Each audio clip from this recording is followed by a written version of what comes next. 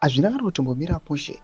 Chokwadi chakakungo-unfolda choga aiwa muthe ruling party. Vanhu vanombouya vachimboti aiwa mubato redu aiwa reZANU-PF aiwa tine runyararo, tine peace, but panapa zvinhu zviri kutransfer zvichiitika zvinozoratidza kuti aiwa vakomana ava they are not at peace. Vakomana each and every day aiwa vanenge vachingofunga kuti aiwa ndinganga ndiitira chakati, they no longer trust each other. Sanamira mashoko ataona kuti aiwa muthis party aiwa mazara chaos yoga yoga.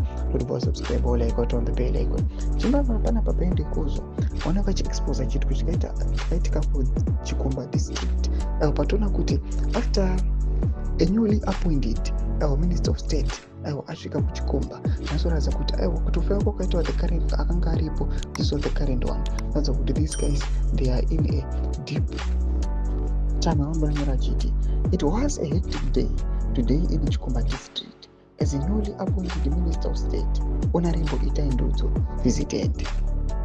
He has a headache to bring order the district that is currently in a mess.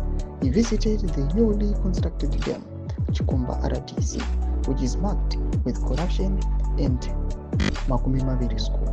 Ndomaswa mudanyoko panapa nokumuna kuozwa vachinochiti aiwa zvamuri kuona mapictures omo vanhu vari kuona kungoungana is trying his best kuti abatanidze vanhu ava, but ataura mashoko achiti aiwa these guys they are already in a mess, these guys vari embroiled in a deep tension. Zvongobuda panapa zvingoshow evidence yekuti aiwa this party aiwa vakomana hazvina kumira zvakanaka. Ameno zvinhu zvingada kuitiwa kuti ridzoke paronyatsozivikanwa napo kana kuti patange riri nevanhu. Mashoko ari kubuda panapa achitaurwa nevakomana veChikomba vachiti aiwa he also visited the newly constructed dam.